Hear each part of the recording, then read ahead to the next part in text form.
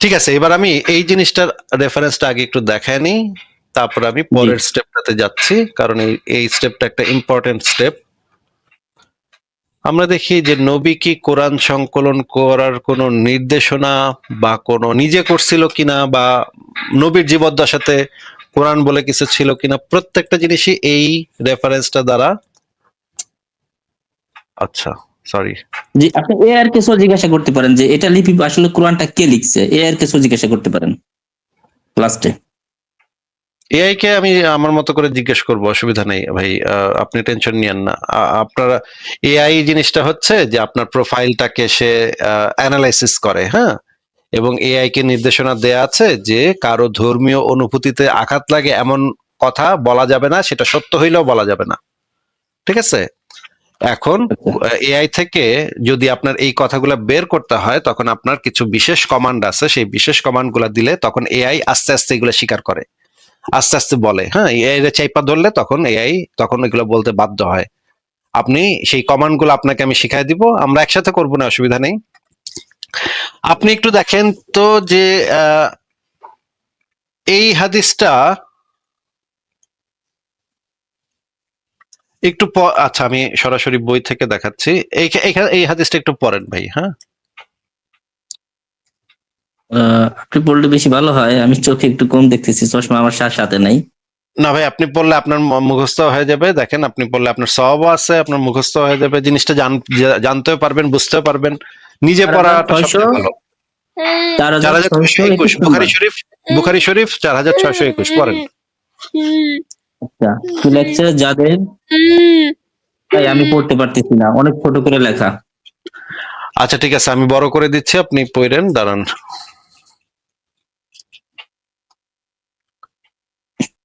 এবার বড় হয়েছে? হ্যাঁ, মোটামুটি বড় হয়েছে। হ্যাঁ, পড়েন তাহলে।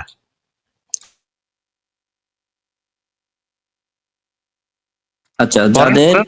ইবন সাবিত রাদিয়াল্লাহু তাআলা সাবিত, আনহু থেকে বর্ণিত। জায়েদ, ওটা কি জায়েদ ইবনে আমার সাবিত, বুঝতে পারিনি। জায়েদ ইবনে সাবিত তাই থেকে বর্ণিত। তিনি বলেন, ভাই আমি পারতেছি না। আচ্ছা, এখনো পারতেছেন না পড়তে? না না, এখনো আমি চোখে দেখতে পারতেছি না ক্লিয়ার। আচ্ছা, জায়েদ ইবনে সাবিত, এই ব্যক্তি হচ্ছে জায়েদ ইবনে সাবিত থেকে বর্ণিত এই হাদিসটা। জায়েদ ইবনে সাবিত কে? জায়েদ ইবনে সাবিত হচ্ছে কোরআন সংকলনের যে কমিটি ছিল, সেই কমিটির যে প্রধান ছিল তার নাম হচ্ছে জায়েদ ইবনে সাবিত। তাকে দায়িত্ব দেওয়া হয়েছিল এই যে মানে কোরআনটাকে সংকলন করার জন্য। হুম। তো এই আচ্ছা ব্যক্তি থেকে এই হাদিসটা বর্ণিত। তিনি বলেন, মুহাম্মদের একজন সাহাবী, অত্যন্ত বিখ্যাত সাহাবী, সেই তৎকালীন সময়ের অত্যন্ত বড় কবি। সে কবিতা লিখতো, সে ভালো কবিতা লিখতে পারতো, হ্যাঁ, এবং আরবি ব্যাকরণ ভাষা এগুলো সম্পর্কে তার ভালো জ্ঞান ছিল। এই ব্যক্তিকে দায়িত্ব দেওয়া হয়েছিল কোরআনটা সংকলনের। তো সেই ব্যক্তি বলতেছে, তিনি বলেন, ইয়ামামার যুদ্ধে বহু লোক শহীদ হওয়ার পর আবু বকর আমাকে ডেকে পাঠালেন। এ সময় ওমর তার কাছে উপস্থিত ছিলেন। ওমর আমার কাছে এসে বলেছেন, ইয়ামামার হুম, যুদ্ধে শাহাদাত প্রাপ্তদের মধ্যে কারীদের সংখ্যা অনেক। আমি আশঙ্কা করছি এমন ভাবে যদি কারিগণ শহীদ হয়ে যান, তাহলে কোরআনের বহু অংশ হারিয়ে যাবে। অতএব আমি মনে করি আপনি কোরআন সংকলনের নির্দেশ দিন। উত্তরে আমি ওমরকে বললাম, মানে আবু বকর হুম, ওমরকে বলল, আচ্ছা, উত্তরে আমি ওমরকে বললাম, যে কাজ আল্লাহর রাসূল করেননি সে কাজ তুমি কিভাবে করবে? হ্যাঁ, এটা হচ্ছে আবু বকর তাকে ওমরকে বলতেছে। হুম। ওমরের জবাবে বললেন, আল্লাহর কসম, এটা একটি উত্তম কাজ। ওমর এই কথাটি আমার কাছে বারবার বলতে থাকলে, মানে আবু বকর তখন খলিফা, আবু বকরের কাছে বারবার বলতে থাকলে, অবশেষে আল্লাহ তাআলা এই কাজের জন্য আমার বক্ষকে প্রশস্ত করে দিলেন, এবং এই বিষয়ে ওমর যা ভালো মনে করলেন তাই করলাম। এরপর জায়েদ বলেন, আবু বকর সিদ্দিক আমাকে বললেন, তুমি একজন বুদ্ধিমান যুবক, তোমার ব্যাপারে আমার কোনো সংশয় নেই, অধিকন্তু তুমি রাসূলের ওহীর লেখক ছিলে, সুতরাং তুমি কোরআন শরীফের অংশগুলোকে তালাশ করে একত্রিত করো। আল্লাহর শপথ, তারা যদি আমাকে একটি পাহাড় এক স্থান হতে অন্যত্র সরিয়ে ফেলার নির্দেশ দিত, তাহলেও তা আমার কাছে কোরআন সংকলনের নির্দেশের চাইতে কঠিন বলে মনে হতো না। ভাই, এই হাদিসে, এটা একটা সহিহ হাদিস বুখারী শরীফের, এখানে কি বলা হয়েছে আপনি একটু বলেন তো এবার। না, বুঝতে পারছি ভাই। আপনি আমাদেরকে একটু বলেন যে কি বোঝানো হয়েছে এবং আমি যেটা বলেছি সেটার সাথে মিলছে কিনা ঘটনার বর্ণনা। না, এটা আপনি যেটা দেখাচ্ছেন এটা আপনার ঘটনার সাথে আপনি যেটা বলছেন সেটা মিলে, কিন্তু এটা একটু আমার সরাসরি বুখারী শরীফটা বের করে আমার একটু দেখতে হবে। তাইলে ভাই আমরা এখনই দুধ কা দুধ পানি কা পানি করবো, আপনি একটু আপনার বুখারী শরীফটা বের করেন, আমি আপনাকে নাম্বার বলতেছি, আপনি নাম্বারটা বের করে আমাদেরকে দেখান যে আপনার বুখারী শরীফে কি আছে। আচ্ছা, তা আসিফ ভাই, আসলে বুখারী শরীফ এখন আমার কাছে নাই, বাট আমি আপনার প্রত্যেকটা বিষয় আমি নোট রাখতেছি। এটা নিয়ে আচ্ছা আমি ঠিক আছে। আপনার সাথে আবার ইনশাআল্লাহ আমি আপনার সাথে আবার লাইভ হব। আচ্ছা এখন এই তাহলে আমরা টপিকটা একটু বাদ দিয়ে কি এখন নোট মিশকাত টপিকে যাওয়া শরীফের যায়? আমরা আমরা একটু মিশকাত শরীফের আরেকটা হাদিস পড়ে নিই, 2220 নম্বর হাদিস। জায়েদ 22 ইবনে নম্বর সাবিত। হাদিস, 1 নম্বর। হ্যাঁ এইবার এটা অনেক বড়, এটা আপনি পড়তে পারবেন, এটা পড়েন ভাই। হ্যাঁ, এটা পড়তেছি। জায়েদ ইবনু সাবিত রাদিয়াল্লাহু তাআলা আনহু হতে বর্ণিত, তিনি বলেন,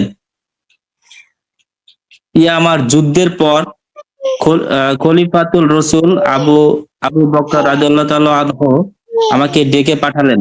আমি গেলাম, দেখলাম ওমর ইবনুল কি ভাই খায়েত রাদিয়াল্লাহু তাআলা আনহু তার কাছে উপবিষ্ট। আবু বকর রাদিয়াল্লাহু তাআলা আনহু বলেন, ওমর আমার কাছে এসে খবর দিলেন, ইয়ামেনের যুদ্ধে অনেক কোরআনের হাফেজ শহীদ হয়ে গেছেন। আমার আশঙ্কা হয় বিভিন্ন স্থানে যুদ্ধে এভাবে হাফেজ শহীদ হতে থাকলে কোরআনের অনেক অংশ লোপ পেয়ে যাবে। আচ্ছা তাই তার মানে তো বোঝা যাচ্ছে যে কোরআন তখনও লিখিত আকারে সংকলিত হয় নাই, কারণ হাফেজ শহীদ হইলে কোরআন লোপ পাবে কিভাবে? যদি লিখিত আকারে সংকলিত হয়েই যায় তাহলে তো হাফেজ মরলেও তো কোনো অসুবিধা নেই নাকি? এই কথা তো আসলে একটু ভাবায় যে হাফেজ যদি মারা যায় তাহলে কোরআন তো তখন আসলে লিপিবদ্ধ হয়নি, যুক্তিসঙ্গত ভাবে তো এমন আসে।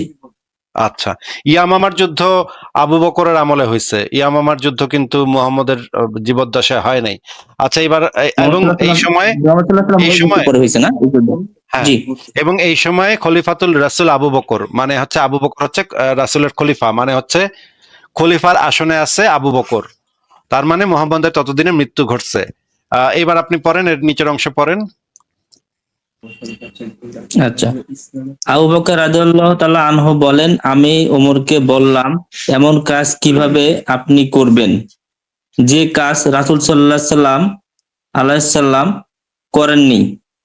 ওমর আচ্ছা, রাদিয়াল্লাহু তাআলা এই উত্তরে হাদিস বলেন, থেকে কি আল্লাহর বোঝা গেল? শপথ। হ্যাঁ, এই হাদিস থেকে কি বোঝা গেল হ্যাঁ, যে রাসূলুল্লাহ সাল্লাল্লাহু আলাইহি সাল্লাম কোরআন সংকলন করেন নাই, তাই না?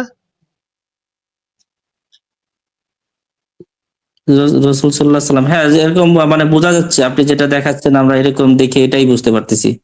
আচ্ছা, এই সময় কি রাসূলুল্লাহ কি কোরআন সংকলনের নির্দেশ কি দিয়ে গেছিল? নির্দেশ দিয়ে গেলে তো আবু বকরের কাছে সেই নির্দেশনাটা থাকতো যে তুমি কোরআন সংকলন করো, তাইলে তো এই কনফিউশন থাকতো না আর কথার ভিতরে, তাই না? এই যে আবু বকর তো সেই সময় ভাই, কনফিউজড হয়ে গেছে এই প্রস্তাবনায়, তাই না? আচ্ছা আচ্ছা আচ্ছা, আমি আরেকটু বলি যে আসলে এই যে হাদিসগুলো আছে এই হাদিসগুলো আমি মোটামুটি আপনি যেটা বোঝানোর চেষ্টা করতেছেন আমি এটা মোটামুটি বুঝতে পারতেছি। কারণ ইসলামের তার মানে সলিউশন তো একটা কোরআন বা একটা হাদিস দিয়ে না, অনেকগুলো গ্রন্থ অনেক বিষয় লেখা থাকে। ঠিক আছে, ভাই, তো আমার এটা যদি নিয়ে একটু একটা ঘাটাঘাটি করে যদি দেখতে হবে। একটা সহিহ হাদিসে যদি একটা জিনিস লেখা থাকে তাহলে সেটা একজন মুসলমান সেটা মানতে বাধ্য। আমি আপনাকে দুইটা সহিহ হাদিস দেখাইলাম, আপনাকে আমি মোটো একটা সহিহ হাদিস দেখাইনি, যদিও ইসলামের সাপেক্ষে একটা সহিহ হাদিস দ্বারা যদি সেটা সাব্যস্ত হয় সেইটাই একজন মুমিনের সম্পূর্ণ মানা উচিত। বিশ্বাসের সাথে মেনে নিতে বাধ্য থাকতে হবে, না হলে সে মুমিনের তালিকা জিম্মা। থেকেই সে বাতিল হয়ে যাবে। হ্যাঁ, আপনাকে মেরা ফেলা তখন জায়েজ হয়ে যাবে। হ্যাঁ, আপনি মুরতাদ হয়ে যাবেন, তখন আপনাকে মেরা ফেলা তখন জায়েজ হয়ে যাবে অন্য মুসলমানদের না, জন্য। মাইনে আপনি ফেলা যদি একটা জায়েজ হবে ভাই, এরকম বিষয় আমার জানা নাই। যদি কেউ আমি মুরতাদ হয়, আপনাকে দেখাবো, নাস্তিক হয় বা আমি আপনাকে দেখাবো যে মেরা ফেলা যে জায়েজ কি দেখাবেন। জায়েজ না সেটা আমি আপনাকে পরে দেখাবো। আগে আমরা এই জিনিসটা শেষ করি। আপনাকে আমি কি বললাম ভাই, এই যে আপনি তো এই জিনিসটা দেখতে পাইলেন যে মুহাম্মদের জীবদ্দশাতে কোরআন বইলা কোনো গ্রন্থ ছিল না। এবার আপনার কাছে কি এমন কোন দলিল আছে যে মুহাম্মদের জীবদ্দশাতে কোরআন লিপিবদ্ধ হয়েছিল বা সংকলিত হয়েছিল বা কম্পাইল হয়েছিল, বা আমার মোহাম্মদ এমনকি একটা নির্দেশ দেয়া গেছে যে তোমরা কোরআনটার একটা গ্রন্থ হিসেবে লিপিবদ্ধ কইরো, এরকমের কোন নির্দেশনাও কি আপনার কাছে আছে, রেফারেন্স? না ভাই, আমার কাছে নাই, কিন্তু আমি চেষ্টা করব এটা বের করার জন্য। কতদিন লাগতে পারে? ভাই আমি তো এগুলো নিয়ে আসলে অত ঘাটাঘাটি করি না। আমি এভাবে টাইম আপনাকে দিয়ে সেই টাইম মতো যদি না আসতে পারি, তবে আমি চেষ্টা করব, এটা আমার এটা অবশ্যই মাথায় থাকবে। ঠিক আছে, কিন্তু আমি তো আমি আপনাকে গ্যারান্টি অবশ্যই। দিতে পারি যে আপনি কিয়ামত পর্যন্ত এই জিনিস বাইর করতে পারবেন না। ভাই কিয়ামতে কি আপনি বিশ্বাস করেন? আপনি কিয়ামতের কথা বলতেছেন, আপনি তো ইসলামকে সত্য কিয়ামতে ধরে বিশ্বাস করেন না। বললাম, ইসলামকে সত্য ধরে বললাম, আপনি কিয়ামত বলতে আমি বোঝাচ্ছি যে অনন্তকাল, হ্যাঁ, কোটি কোটি বছর, আচ্ছা কোটি কোটি বছর আচ্ছা ধরে আপনি এই জিনিস বাইর করতে পারবেন না। তার মানে আমরা যেটা আচ্ছা বুঝলাম, আপনার মোহাম্মদের জীবদ্দশাতে কোনো কোরআন বলা কোনো গ্রন্থই লিখিত ছিল না। আমি আপনাকে দলিল দেখাইছি, আপনি আপনার সপক্ষে কোনো দলিল দেখান নাই, আপনি জাস্ট একটা বইতে পড়ছিলেন এরকম যে মোহাম্মদের আমলেই নাকি কোরআন লিখিত এবং প্রতিষ্ঠিত দুইটাই হয়ে গেছে। এটা আপনি মুখে বলছেন, যেটা মুখে মুখে অনেক মানুষ বলে, কিন্তু দলিল বলতেছে, বুখারী শরীফের হাদিস বলতেছে, মোহাম্মদের সময় আবু বকর স্বয়ং বলতেছে যে সেই সময় মুহাম্মদের কোনো নির্দেশনাও ছিল না, মুহাম্মদের সময় কোনো কোরআন বেলাও কিছু ছিল না। তাহলে আচ্ছা সূরাগুলা ছিল, সূরা ছিল, আয়াত ছিল কয়েকটা, কিন্তু একটা গ্রন্থ হিসেবে কোরআন মুহাম্মদের সময় ছিল না। তাহলে আপনি এখন প্রথম প্রশ্নে আবার ফেরত যাই যে নিরক্ষর মুহাম্মদ কোরআন লিখলো কেমনে? কোরআন বইলা তখন কোনো গ্রন্থই ছিল না, এই জিনিসটা আমি প্রমাণ করলাম। এবার 2 নম্বর পয়েন্ট আমি প্রমাণ করব যে মোহাম্মদ নিরক্ষর ছিল না। রাজীব ভাই, আমার কথাটা আরো এটা মনোযোগ দিয়ে শুনেন। এটা আপনি কিভাবে প্রুভ করবেন? করবো তো ভাই, মোহাম্মদ করবো সাল্লাল্লাহু তো, আলাইহি নিরীক্ষর ছিল না? করবো তো ভাই। আপনি বললাম না যে আমার দরবারে আসছেন, আপনারে জোর করে রেফারেন্স দেখা দিমু। না ভাই, আমি আতিফ ভাই, আমি কিন্তু আপনাকে খুব ভালোভাবে চিনি ভাই। আমি আপনার সম্পর্কেও জানি, আপনাকেও তাহলে চিনি, আপনার লাইভও দেখি, আপনার তাহলে বইও মোটামুটি পড়ছি। বুঝেন নাই, তো বুঝে ভাই, শুনে আসছি। তবে আমি তাহলে তো ভাই প্রিপারেশন জানা, নিয়ে আসি নাই, আপনার সাথে তর্কে জড়াতে আসি নাই ভাই। আমি আপনার সাথে তর্কে জড়াতে আসি নাই, বা আমি পড়াশোনা করেও আসি নাই কোনো একটা টপিক নিয়ে।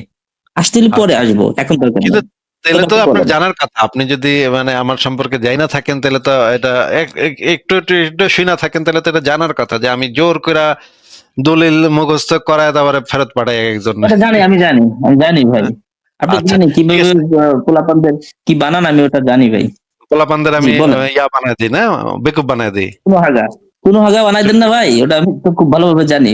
হুজুরদের বানান। সেটাই সেটাই, হ্যাঁ সেটাই, হুজুর সব মুমিনদের আমি চুনা, মুহাম্মদরে আমি চুনা হাগা বানায় দিই মাঝে মাঝে। ঠিক আছে, আমি তাহলে আচ্ছা যে কি বললাম, যে মোহাম্মদ যে নিরক্ষর ছিল, আপনি বললেন যে মোহাম্মদ তো ভাই নিরক্ষর ছিল। ঠিক আছে, আমরা একটু দেখি এবার যে নিরক্ষর ছিল কিনা মোহাম্মদ। আমরা রেফারেন্স গুলো ভালো করে পড়বো এবং যাচাই করব যে এইখানে আসলে নিরক্ষর, হ্যাঁ প্রথম জীবনে নিরক্ষর ছিল, এই জিনিসটা আমরা জানি যে প্রাথমিক জীবনে মোহাম্মদ ছিল নিরক্ষর একজন লোক, অশিক্ষিত মূর্খ ছিল, এই বিষয়ে কোনো ইয়া নাই। কিন্তু পরবর্তী সময়ে মোহাম্মদ যে সারা জীবনে নিরক্ষর ছিল এই জিনিসটা বোঝা যায় না, বরং তার উল্টাটা বোঝা যায়। আমরা একটু হাদিসগুলা পড়ি, নাকি বলেন ভাই? জি জি, আপনি পড়েন।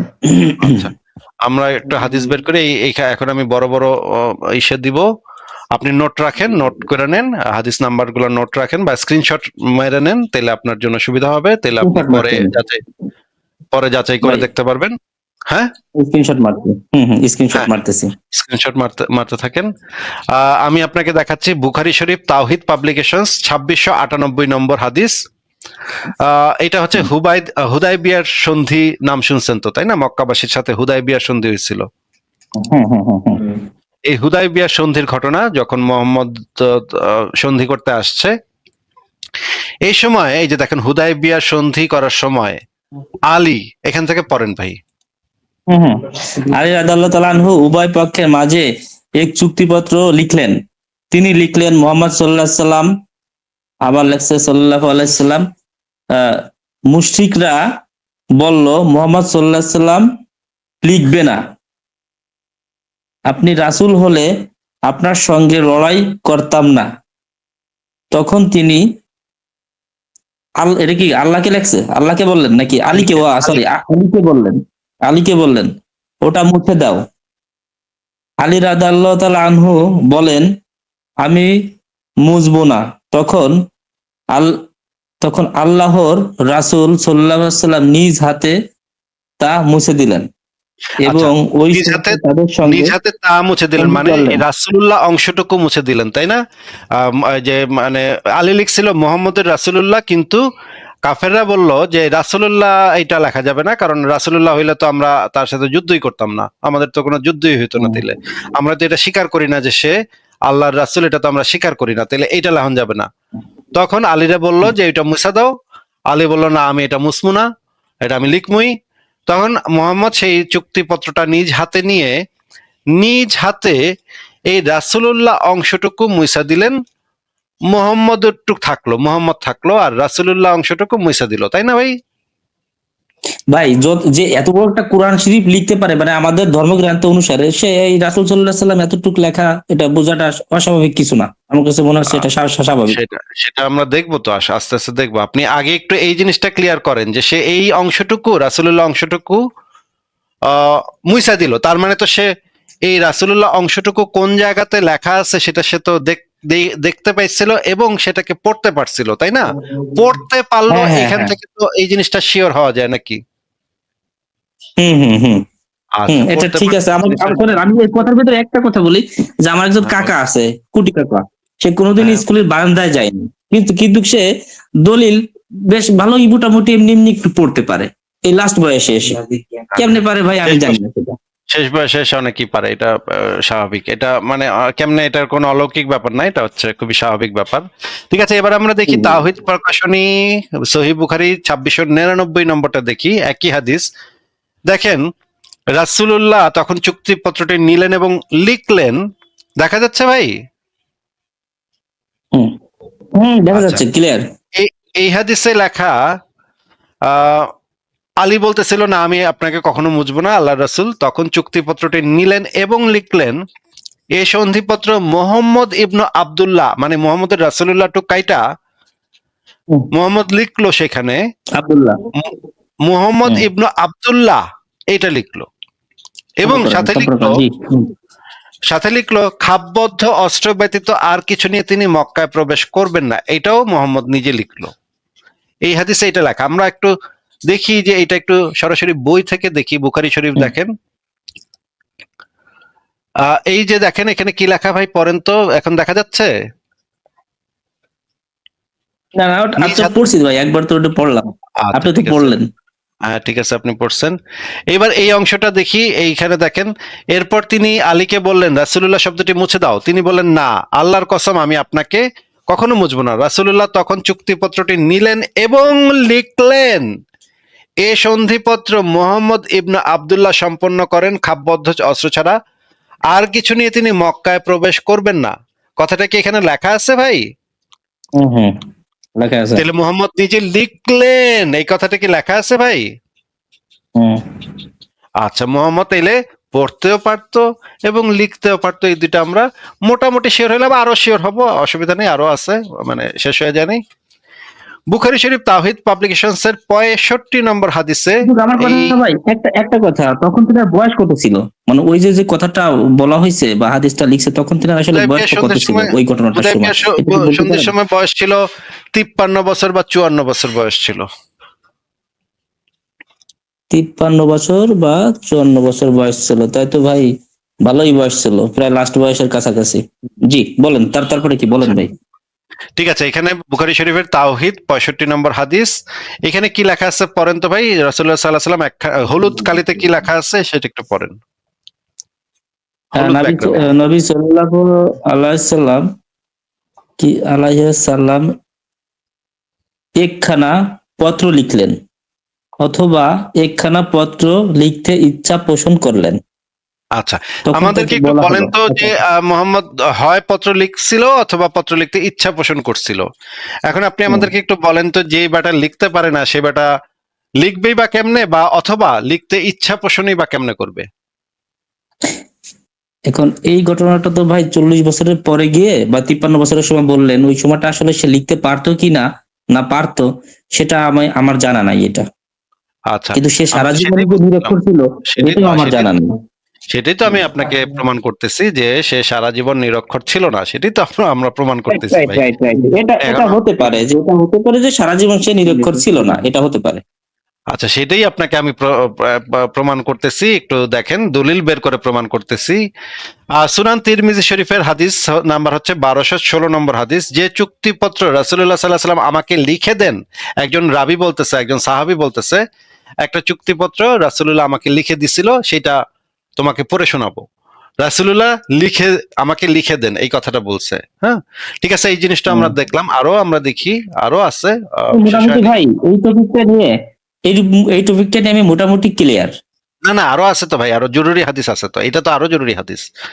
বুখারী শরীফ আচ্ছা আচ্ছা ইসলামিক ফাউন্ডেশন 115 নম্বর হাদিস। হ্যাঁ, একেবারে মৃত্যুর সময় রাসূলুল্লাহ সাল্লাল্লাহু আলাইহি সাল্লামের রোগ যখন বেড়ে গেল, তখন তিনি বললেন, আমার কাছে কাগজ কলম নিয়ে এসো, আমি তোমাদের এমন কিছু লিখে দিব যাতে পরবর্তীতে তোমরা ভ্রান্ত না হও। মানে মোহাম্মদ শেষ সময়, শেষ বিছনায় মরার সময় বলতেছে, আয় তোমরা আমার কাছে কাগজ নিয়ে আসো, কাগজ আর কলম নিয়ে আসো, আমি তোমাদের এমন একটা জিনিস লিখে দিব যেটা যেটা হবে তোমাদের জন্য সবচেয়ে ইম্পর্টেন্ট বিষয়, যাতে তোমরা আর কোনোদিন ভ্রান্ত না হও, মানে বিপথে না চলে যাও, দলাদলি না করো, ইত্যাদি ইত্যাদি না করো। তখন ওমর দাঁড়ানো ছিল পাশে। ওমর বলতেছে, রাসূলুল্লাহ সাল্লাল্লাহু আলাইহি সাল্লামের রোগ যন্ত্রণা প্রবল হয়ে গেছে, এমত অবস্থায় কিছু বলতে বা লিখতে তার কষ্ট হবে, আর আমাদের কাছে আল্লাহর কিতাব রয়েছে যা আমাদের জন্য যথেষ্ট। এতে সাহাবীগণের মধ্যে মতবিরোধ দেখা দিল এবং শোরগোল বেড়ে গেল। তখন রাসূলুল্লাহ সাল্লাল্লাহু আলাইহি সাল্লাম বললেন, তোমরা আমার কাছ থেকে উঠে যাও। মানে মোহাম্মদ তখন চেইতা গেল। ঠিক আছে, এখন আপনি একটু হুম। বলেন তো, যে যেই লোকটা আহ লিখতে পড়তে যদি না পারতো মোহাম্মদ, তাহলে এই কথাটা কেন বলবে যে কাগজ কলম নিয়ে এসো, আমি তোমাদের এমন কিছু লিখে দিব? এটা তো বলার কথা না, তাই না? হ্যাঁ হ্যাঁ, ওই সময়টা আসলে সে মনে হয় লিখতে পড়তে পারতো। আচ্ছা, তার মানে বয়সের কথাই আপনি বললেন, হ্যাঁ ওই সময় আপনি যেটা দেখাচ্ছেন আপনার দলিল অনুসারে, সেটা আসলে আমি সেটা তো আমার আসলে দলিল ভাই না, আমি আমার দলিল নাম মানে সহি হাদিসগুলো অনুসারে, সহি হ্যাঁ, আপনি হাদিস যে দলিল অনুসারে, দিচ্ছেন, হ্যাঁ হ্যাঁ। হুম। সহি হাদিস অনুসারে। আমি তো ভাই নিজে এগুলো লিখি নেই ভাই, এগুলো তো আমার দলিল না, এগুলো হচ্ছে সহি হাদিস থেকে আমি আপনাকে উপস্থাপন করছি মাত্র, আমার ভাই দলিল না আপনি এগুলা। দিচ্ছেন।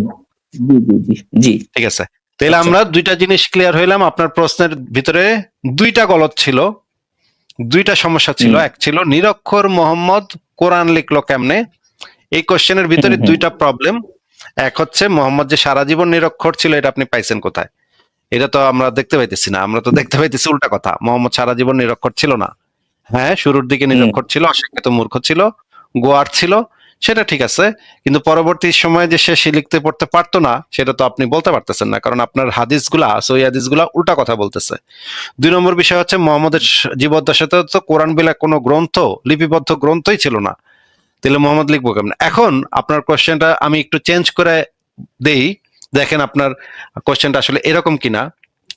আপনার কোশ্চেনটা কি এরকম ছিল যে ভাই, মোহাম্মদ তো একটা আরব দেশের মূর্খ, আরব দেশের অশিক্ষিত মূর্খ, গন্ড গোয়ার, ডাকাইত ডুকাইতের দেশ, বেদুইনদের দেশ, যে যারা সারাদিন কুপাকুপি মারামারি করে, এই রকমের একটা অঞ্চলের একজন লোক ছিল, তার কাছ থেকে এই কোরআনটা আইলো কেমনে? এটা যদি, এটা কি আপনার প্রশ্ন?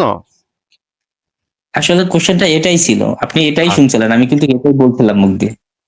না, এটা হচ্ছে যদি আপনার কোশ্চেন এইটা হয়, আপনি বলছিলেন যে নিরক্ষর মোহাম্মদ কোরআন লিখলো কিভাবে, এই কোশ্চেনটা হইলে সেটার ভিতরে দুইটা গলদ আছে, গলদ দুইটা আমি ঠিক করে দিলাম আপনাকে, এবং কারেক্ট কোশ্চেনটা আমি আপনাকে তৈরিও করে দিলাম, তৈরি করে এখন আমি সেই হুম। কারেক্ট কোশ্চেনটার অ্যান্সার দিচ্ছি।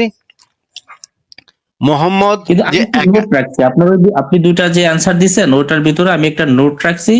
সেটা নোটটা হলো কি, যে আসলে কোরআন শরীফটা কি মোহাম্মদ সাল্লাল্লাহু আলাইহি সাল্লাম তার জীবদ্দশায় লিপিবদ্ধ হয়েছে, বা এটা কি সে প্রতিষ্ঠিত করে গেছে নাকি প্রতিষ্ঠিত করে যায়নি, এটা আমি নোট রাখছি। আমি নেক্সট লাইভে ইনশাল্লাহ আমি এটা একটু ট্রাই করব, যে এটার কি দলিল আছে আমাদের, যদি বের আচ্ছা করতে পারি ভালো, না করতে পারলে না। ঠিক আছে। আচ্ছা, ঠিক আছে। বেশিরভাগ মানুষই যেটা করে যে আমি তাদের ভুল ধরায় দিলে তারপর তারা আমার একটা গালি দিয়ে চলে যায়। হ্যাঁ, ঠিক আছে, আপনিও নেক্সট লাইভে না না, এসে গালি আমি দিয়ে এটা যেতে করি পারেন, না ভাই। অসুবিধা নেই, অসুবিধা নেই। না না, আমার কোনো সমস্যা আস্তাগফিরুল্লাহ নাই, ভাই, ওটা গালি আমি করি গালি না। দিলে আমার কোনো না না অসুবিধা না নাই ভাই, আমি ভাই। আপনার সাথে আলোচনা, আসিফ ভাই আমি আপনার সাথে আলোচনায় বসছি, আমরা ভদ্র আচ্ছা ভাষায় আলোচনা করতে চাই। এটা হ্যাঁ, কোনো বিষয় না। ঠিক আছে। ঠিক আছে? এবার এবার আমরা যাই যে সেই কোশ্চেনটাতে, মোহাম্মদ যে একা কোরআন লিখছে সেই কথাটা সঠিক না। হ্যাঁ, মোহাম্মদের অনেকগুলা জায়গা থেকে আমরা জানতে পারি যে মোহাম্মদ অনেকগুলা আয়াত অনেক মানুষের মুখে থেকে শুনছে, যেগুলো হচ্ছে বাইবেলের ভিতরে ছিল, তাওরাতের ভিতরে ছিল, এমনকি তালমুদের ভিতরে ছিল। সেই জিনিসগুলা মোহাম্মদ ওই তৎকালীন সময়ের ইহুদি এবং একেশ্বরবাদী যে লোকেরা ছিল তাদের কাছ থেকে কিছু কিছু জিনিস সে শুনছে। ওয়ারাকা বিন নওফেলের নাম শুনছেন ভাই আপনি? না, আমি এটা শুনি নাই। ওয়ারাকা বিন নওফেল ছিল বিবি খাদিজার চাচাতো ভাই বা ফুফাতো ভাই, কিছু একটা। হ্যাঁ, এই ব্যক্তিটা ছিল ওই অঞ্চলের সবচেয়ে বড় পণ্ডিত ব্যক্তি, সবচেয়ে বড় বিদ্বান। তিনি ছিলেন একজন খ্রিস্টান। ঠিক আছে, আচ্ছা। তিনি ওই অঞ্চলে বাইবেলকে আরামাইক আরবি ভাষায় অনুবাদের কাজে হাত দিছিলেন। মানে কুরাইশদের যে আরবি ভাষাটা আছে সেই আরবি ভাষাতে বাইবেলকে অনুবাদ করতেছিলেন, দীর্ঘদিন ধরেই তিনি অনুবাদ করতেছিলেন। মানে আচ্ছা। বাইবেল মানে হচ্ছে গিয়ে খ্রিস্টানদের ধর্মগ্রন্থ বাইবেলটাকে মোহাম্মদ মানে ওয়ারাকা বিন নওফেল দীর্ঘদিন ধরে অনুবাদ করতেছিলেন, এবং উনি ছিলেন ইহুদি খ্রিস্টান ধর্মের উপর একজন বিশেষজ্ঞ ব্যক্তি। উনি ইহুদি ধর্মের যে নবী রাসূলদের যে কাহিনী সেগুলা উনি সবই খুব ভালোভাবে জানতেন। এই ওয়ারাকা বিন নওফেলই মুহাম্মদকে প্রথম নবী হিসেবে বলছিল। যখন মুহাম্মদ হেরা পর্বতের গুহায় ভয় পেয়ে খাদিজার কাছে ফেরত আসলো, তখন খাদিজা তাকে বলল যে চলেন আপনাকে আমার ফুফাতো ভাই ওয়ারাকা বিন নওফেলের কাছে নিয়ে যাই, তিনি এই সমস্ত বিষয়ে অভিজ্ঞ, তিনি অনেক পণ্ডিত ব্যক্তি, তিনি বলতে পারবে যে আপনার কি হয়েছে। তখন মুহাম্মদকে খাদিজা নিয়ে গেছিল এই ওয়ারাকা বিন নওফেলের কাছে। তিনি ছিলেন ওই অঞ্চলের, অত্র অঞ্চলের সবচেয়ে বিদ্বান মানুষ, সবচেয়ে পণ্ডিত মানুষ, যিনি ইহুদিদের ধর্মগ্রন্থ, খ্রিস্টানদের ধর্মগ্রন্থ সম্পর্কে খুব ভালোভাবে, খুব বড় ধরনের পণ্ডিত ছিলেন, এবং তিনি অনুবাদও করে ফেলছিলেন, প্রায় অনুবাদ করে ফেলছিলেন বাইবেলটাকে, কিন্তু শেষ বয়সে আর করতে পারেন নাই, তার আগেই উনি মারা যান, কাজটা কমপ্লিট করতে পারেন নাই। এইখান থেকে বোঝা যায় আচ্ছা। যে তিনি, আমি আপনাকে দলিল দেখাবো, আপনি টেনশন নিয়েন না ভাই, বললেন ভাইবেন না যে আসিফ মহিউদ্দিন কইলো আমার দলিল দিল না, হ্যাঁ এটা বললেন না, আমি না ভাই, পরে এই মুহূর্তে আমি শোনেন, এই মুহূর্তে আমি এই টপিকটা নিয়ে আপনি দলিল দেখতে চাচ্ছি না বা দেখবো না। আমার ছোট একটা সলিউশন দিবেন, আমার ছোট একটা কোশ্চেন আছে, কোশ্চেনের সলিউশন দিবেন। আপনি ফ্রি হলে আমাকে জানায়েন।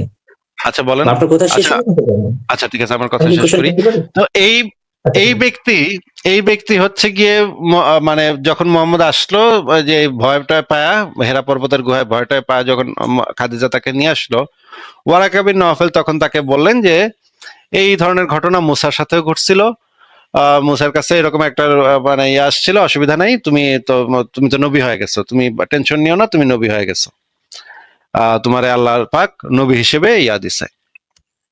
এই ওয়ারাকা বিন আচ্ছা। নওফেল সম্পর্কে আবার পরবর্তীতে মুহাম্মদ বলছে যে যদিও ওয়ারাকা বিন নওফেল ইসলাম গ্রহণ করে নাই, কিন্তু ওয়ারাকা বিন নওফেল জান্নাত যাওয়ার একটা সমূহ সম্ভাবনা আছে, কারণ তার পা পর্যন্ত সে জান্নাতে দেখছে, পায়ের মানে গোড়ালি পর্যন্ত সে জান্নাতে দেখছে, এইরকমের একটা কিছু বক্তব্য দিছিল পরবর্তী সময়।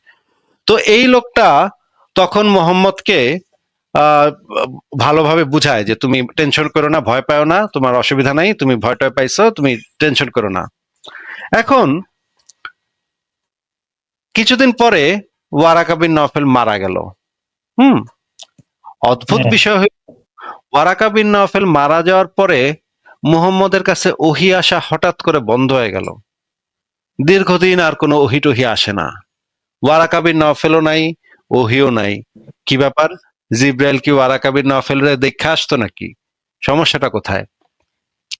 তখন মুহাম্মদের অবস্থা এতই খারাপ, এতই শোচনীয় অবস্থা যে মুহাম্মদ মনের দুঃখে এদিক সেদিক ঘুরে বেড়ায়, কিন্তু তার কোনো ওহী আসে না। ওয়ারাকা বিন নওফেলও মরছে, ওহিও গেছে বন্ধ হইয়া।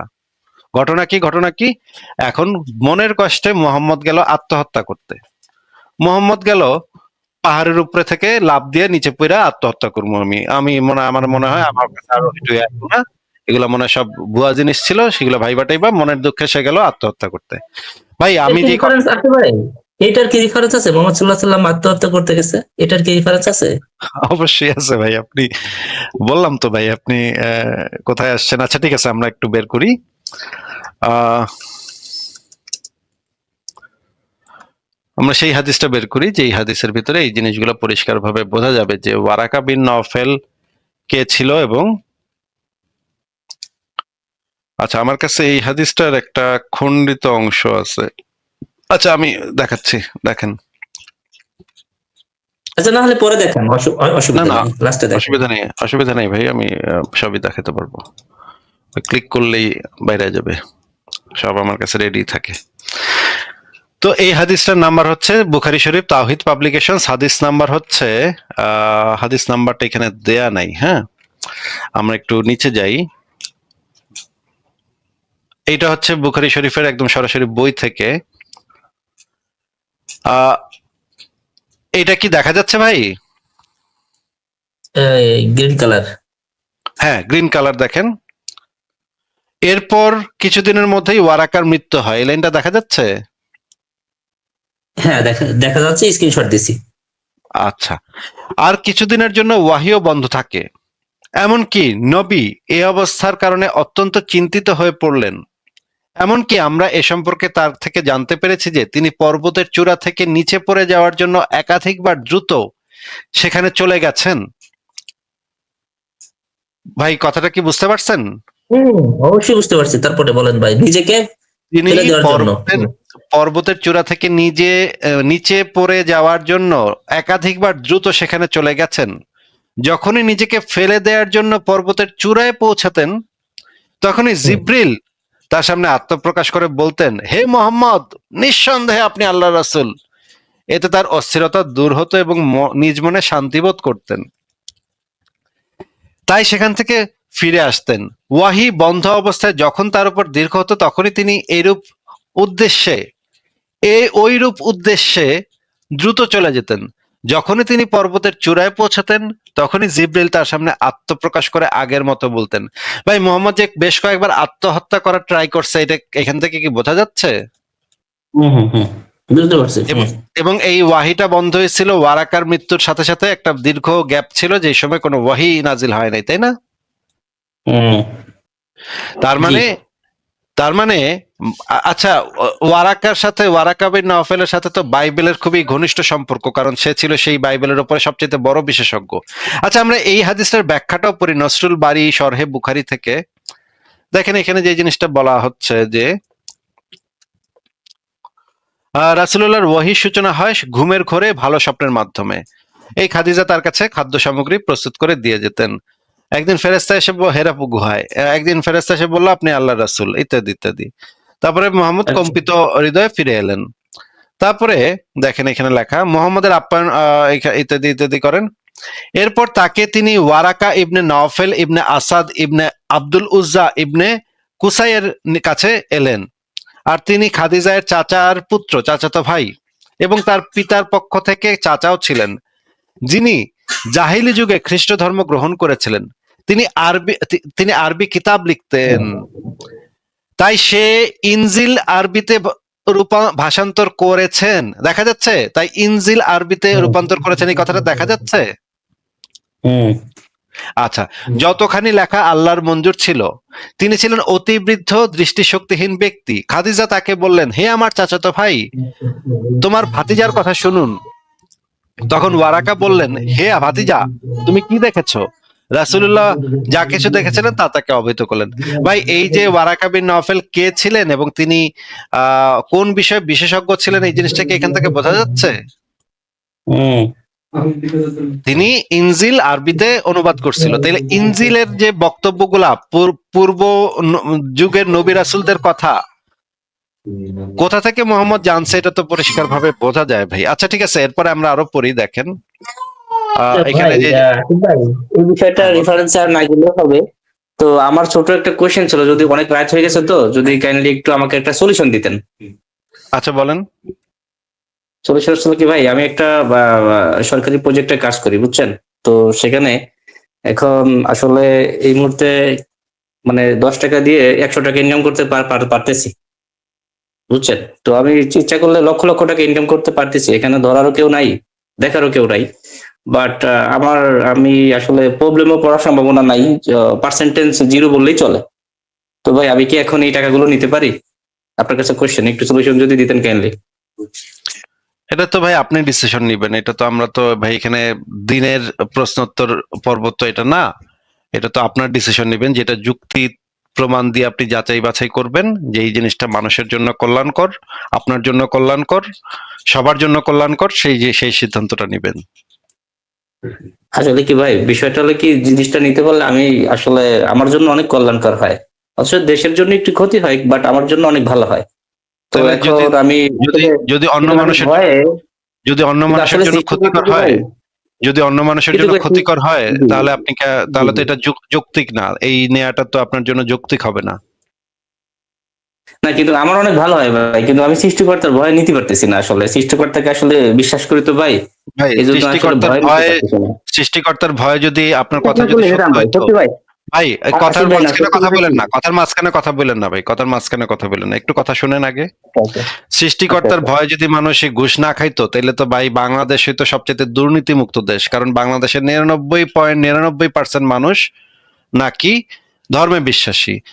পাকিস্তানের 99.99% মানুষ ধর্ম বিশ্বাসী। আফগানিস্তানের 99.99% মানুষ ধর্ম বিশ্বাসী।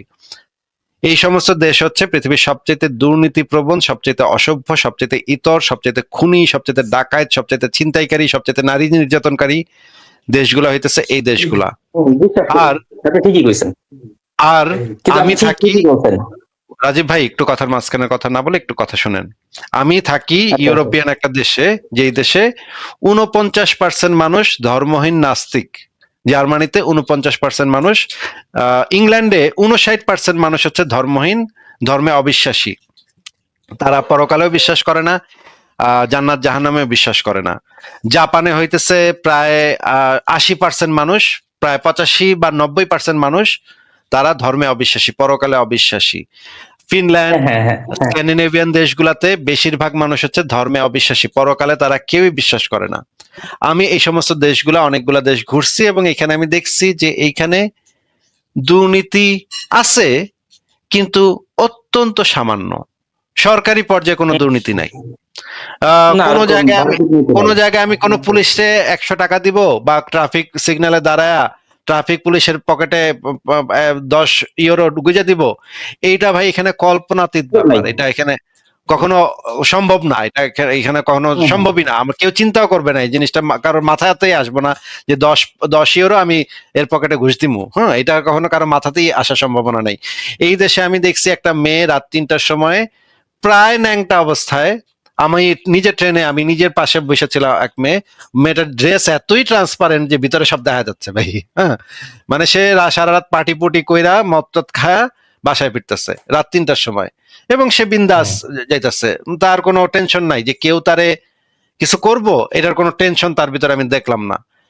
অথচ হ্যাঁ, আমার আমার বোনেরা ঢাকা শহরে দুপুর 3টার সময় বা দুপুর 2টার সময় ঘর থেকে বাইরানোর সময় আল্লাহ রসুল ভগবান টগবান যা আছে সবাই ডাইকা ডুইকা বাইরে। কারণ এই ঘরের থেকে বাইরেলেই এই যে বাসের যে মানে ইয়া কি বলে এটা, কন্ট্রাক্টর বলে, হ্যাঁ, হ্যাঁ, হ্যাঁ। সেই বেটায় যখন টান দিব এরে, তখন কোমরে হাত দিব। বাসে ওঠার পর তিনটা বেড়ায় তার পিছনে হাত দিব, দুইটা বেড়ায় দিব সামনে হাত, এদিক দিয়ে হাত দিব, সেদিক দিয়ে হাত দিব, এখানে করব। যেই যেখানে যেখানে চাকরি করতে যাইব সেখানে এক বেটায় একটা খারাপ কথা কইব, ওই বেটা একটা এই নোংরা কথা কইব, এই বেটা একটা ঘষা দিব। ভাই এমন খারাপ অবস্থা বাংলাদেশের একটা মেয়ের, যে দিনে দুপুরে সে ঘরের থেকে বাইরেতে, মানে আল্লাহ রসুল ভগবান টগবান সবাই এক করে ফেলায় যে আজকে যেন সহি সালামতে ঘরে ভাই ফেরত আসতে পারি, মানে জানটা নিয়া, মানে ইয়া নিয়া যেন ঘরে আমি আসতে পারি। এইটুক হইলেই আমি মানে আল্লাহর কাছে শুক্রিয়া।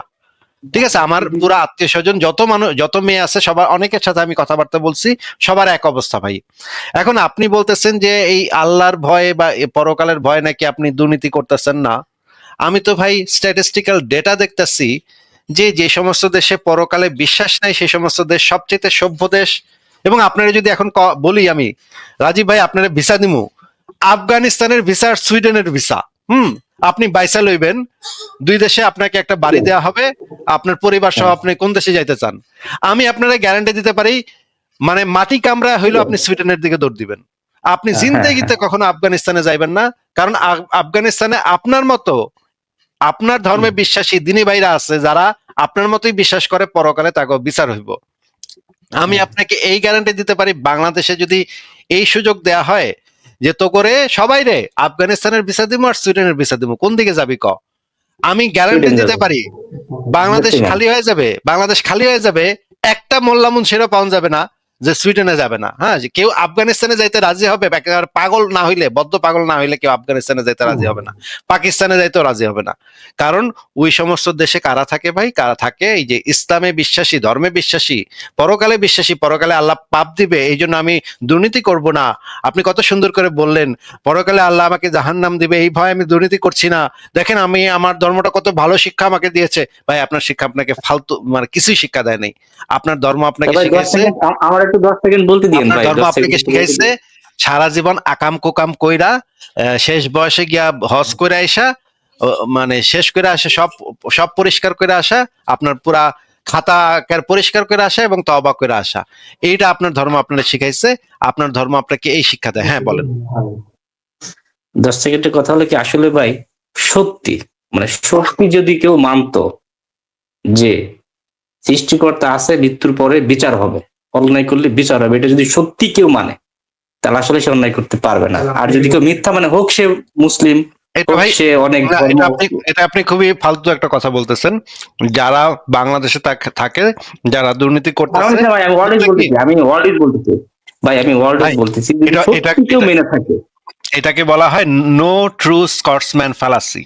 হুম, দেখা যাবে আপনি এখন বলবেন যে যারা দুর্নীতি করতেছে তারা কেউ আল্লাহরে মানে না, কিন্তু কথাটা একদমই মিথ্যা কথা। আমি নিজে অনেক দুর্নীতিগ্রস্ত মানুষের সাথে আমার ব্যক্তিগত সম্পর্ক আছে, আমি চিনি তাদের। তারা একদম সাচ্চা ভাবে বিশ্বাস করে যে পরকালে তাদের বিচার হবে। আচ্ছা, আপনাকে তাহলে আমার একটা প্রশ্ন, না, আমি আচ্ছা ছোট একটা কোশ্চেন করে দিলাম। আপনাকে আচ্ছা ঠিক আছে, আপনাকে আপনি করেন, এই আপনি করেন, প্রশ্নটা জি করতে হবে, এই প্রশ্নটা করতে হবে। জি জি করেন। পরকালে আল্লাহ পাক শাস্তি দিবে এই ভয়ে মানুষ দুর্নীতি করে না বা খারাপ কাজ করে না, খারাপ কাজ থেকে বিরত থাকে। আমি আপনাকে ইসলাম থেকে একটা উদাহরণ দেখাবো যেটা আপনার কথাটাকে সম্পূর্ণভাবে ইনভ্যালিড করে দিবে। আপনি একটু বলেন তো, মহাবিশ্বে সবচাইতে আল্লাহ ভক্ত একটা চরিত্র আছে, সেই চরিত্রটার নাম কি? আল্লাহ ভক্ত একটা চরিত্রের নাম আছে, আচ্ছা আমি বুঝতে পারতেছি না, আপনি একটু ক্লিয়ার করে দেন। সর্বোচ্চ, যার আল্লাহ ভক্তি নিয়ে সারা ইসলামের কোথাও, আব্রাহামিক ধর্মের কোথাও কোনো দ্বিমত নাই যে সে এত মারাত্মক রকমের আল্লাহ ভক্ত, মানে এটা হচ্ছে এক্সট্রিম লেভেলের আল্লাহ ভক্ত, যে হইতেছে হাইয়েস্ট, তার উপরে কেউ নাই, এমনকি নবী রাসূলও পর্যন্ত তার পর্যায়ে যাইতে পারবে না কোনোদিন। সে এতই আল্লাহ ভক্ত, এই ক্যারেক্টারটার নাম কি কন? আমি ভাই জানি না। এই ক্যারেক্টারটার নাম হচ্ছে ইবলিশ। ইবলিশ শয়তান, যে হচ্ছে আচ্ছা আল্লাহ ভক্তিতে তার কাজ ছিল সর্বোচ্চ। মহাবিশ্বের এমন কোন চিপা নাই যেখানে সে সিজদা করতে বাকি রাখছে, এই হ্যাঁ কারণে হ্যাঁ সে হ্যাঁ জিন জাতির সদস্য হওয়ার পরেও তাকে ফেরেশতাদের সর্দার করা হয়েছে, তাই না ভাই? হুম তার মানে সে তো নিজে আল্লাহর সাথে কথাবার্তা বলছে, তাই না? হুম আচ্ছা, সে তো জানে, সে তো নিশ্চিত যে আল্লাহ আছে নাকি, যে যেহেতু কথাবার্তা কইছে, সরাসরি দেখছে, কথাবার্তা কইছে, তাহলে তো তার তো আর কোনো সন্দেহ নেই। আপনাকে আমার প্রশ্ন যে আল্লাহ পরকালে শাস্তি দিবে এই জিনিসটা কি শয়তানকে তার শয়তানি কাজ করতে বাধা দিতে পারছে? না তার মানে শয়তান তো তার শয়তানি করছে, আল্লাহ আছে এটা সে একদম হলপ করে জানে, আমাদের মতো বিশ্বাস না কিন্তু তারটা কিন্তু সরাসরি কনভারসেশন হয়েছে আল্লাহর সাথে, তাই না? হ্যাঁ, এটা বিশ্বাস আ- করতে গেলে আরো লক্ষ লক্ষ ফেরেশতা তারাও জানে আল্লাহ আছে, কিন্তু আসলে কুলাঙ্গার তো দু একজন থেকেই থাকে, বুঝেন নাই? না না, ও হয়তো বা আমি বিশ্বাস আপনাকে করে যেটা নাই। বলতেছি অনেক কিছু আছে মানুষ যে বুঝে বিশ্বাস করে না। আমি আপনাকে বলতেছি যে আপনার পয়েন্ট যুক্তি যদি এটা হয় যে আল্লাহর প্রতি ভয় বা পরকালে শাস্তি দিবে, এই ভয়টা মানুষের ভিতরে নীতি নৈতিকতার তৈরি করে, এইটা তো ইসলামই এই জিনিসটা স্বীকার করে না। কারণ ইসলামেরই মিথোলজিতে দেখা যায় একটা ক্যারেক্টার আছে যেটার নাম হচ্ছে শয়তান, যে নিশ্চিতভাবে জানে আল্লাহ পাক আছে এবং নিশ্চিতভাবে জানে যে পরকালে তার শাস্তি হবে, যেটা আমাদের বিশ্বাসের মতো না। আমাদের তো অন্ধবিশ্বাস করতে হয়, তাই না ভাই? আমাদের তো না দীক্ষা না বুঝা মানে মানতে বিশ্বাস করণ লাগে। কিন্তু শয়তানে তো সরাসরি নিজের কথাবার্তা কইছে। আল্লাহ পাক এই আচ্ছা আল্লাহ পাকের ভয় এই চরিত্রটা কি নীতিবান চরিত্র হিসেবে করতে পারে নাই। আল্লাহ পাক সেইটাতেই আল্লাহ পাকের ভয়, পরকালের ভয়, এই ক্যারেক্টারটা কি ভালো করতে পারে নাই। তাহলে আপনার কাছে কেন মনে হচ্ছে যে মুসলমানরা যারা কেউ আল্লাহরে দেখে নাই, অন্ধবিশ্বাস করে, এই অন্ধবিশ্বাসটা মানুষকে সুপথে নিয়ে আসবে, এটা আপনার কাছে কেন মনে হয়? আচ্ছা আসিফ ভাই, ধরেন আপনি একটা অফিসে জব করেন, হ্যাঁ, আপনার ওই জবে ওখানে বলা হয়েছে যে ওখানে যে আপনি যখন আপনি অ্যাপয়েন্টমেন্ট লেটার নেন তখন সেখানে বলা আছে যদি আপনি একদিন না আসেন অফিসে আপনার পরের দিন মৃত্যুদণ্ড দেওয়া হবে, আপনার শাস্তি দেওয়া হবে। তো আপনার যত ইম্পর্টেন্ট কাজ থাকুক আপনি কি সেই অফিসকে মিস করবেন কখনো? আপনি জানেন যে এটা কিন্তু মানে পরিচালিত, ধরেন এক্সাম্পল, আপনি জানেন যে অফিসে জব জব করতেছেন, সেখানে যদি একদিন অ্যাবসেন্ট করেন পরের দিন আপনার মৃত্যুদণ্ড। আপনার যতই কাজ থাকুক যতই যা থাকুক আপনি কি অফিস মিস করবেন কি করবেন না? এই প্রশ্নের অ্যান্সারটা আপনি আগে আমাকে দেন।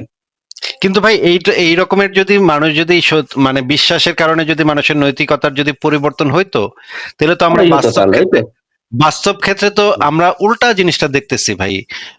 ইউরোপ আমেরিকার দেশগুলাতে মানে পশ্চিমা দেশগুলাতে নাস্তিকের সংখ্যা বেশি।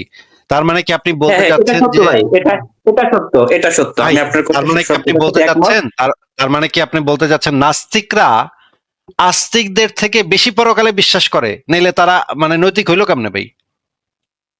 ভাই নৈতিক কেমনে হলো জানি না, তবে ওরা আসলে খুব ভালো আছে, এটা কিন্তু সত্যি কথা। আপনার ওদের রুলস আপনার এবং বক্তব্যের রেগুলেশন, উল্টা।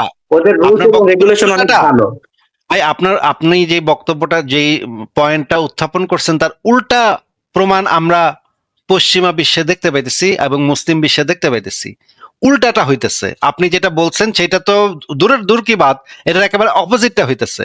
যে সমস্ত দেশে যত বেশি নাস্তিক, যত বেশি ধর্মহীন, সেই সমস্ত দেশকে দেখা যাচ্ছে সবচাইতে বেশি কল্যাণকামী রাষ্ট্র। যে সমস্ত দেশে যাওয়ার জন্য মুমিনরা কুত্তার মতো দৌড়াদৌড়ি শুরু করে ভাই। তাহলে ভাই আমি সৌদিকে কিন্তু এখানে দাঁড় করতে পারি, সৌদি মোটামুটি ভালো আছে, কুয়েতও সৌদি তো মোটামুটি ভালো আছে। না, সৌদি তো কোনো দেশ না, মানে কোনো সভ্য দেশ না তো।